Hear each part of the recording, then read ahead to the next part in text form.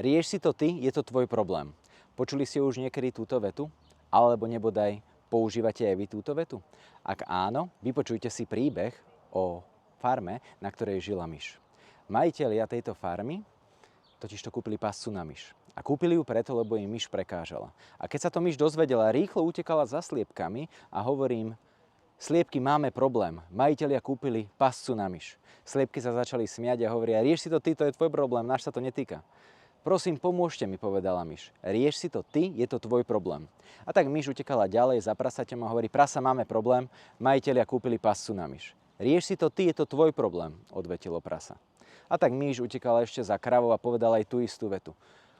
Krava, máme problém, majitelia kúpili pascu na myš. Krava sa zasmiala a povedala: vypadni stadiaľto a rieš si to ty, mňa sa to netýka, je to tvoj problém.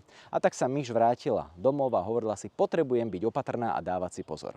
No a zrazu v noci niečo klaplo, majiteľka rýchlo zbehla dole, potešila sa, že konečne chytila myš. Lenže niečo ju uštiplo, ona skríkla, dobehol manžel a zistili, že do pasce na myš sa chytil jedovatý had. Rýchlo zobral manžel do nemocnice a v nemocnici im povedali: nemáme vám ako pomôcť, nemáme žiadne antiséra, nevieme podať účinnú látku, vašej manželke zostáva možno 48 hodín na dožitie.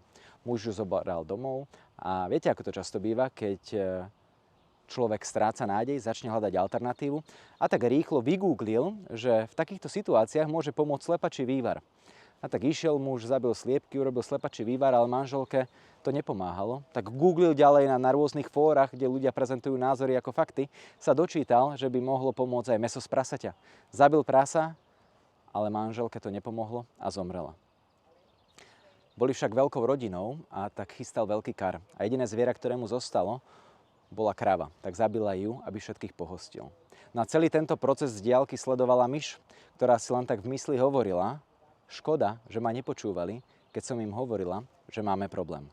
Táto metafora nás pozýva k myšlienke, ktorú už povedal Mahatma Gandhi. Ak môžeš, tak pomôž. A ak nemôžeš, tak aspoň prestaň ubližovať. A to, čo sa možno nezdá, že je problém, sa aj tvojim problémom môže stať. Preto ak môžeme, pomáhajme, a ak nemôžeme, tak aspoň prestaňme ubližovať.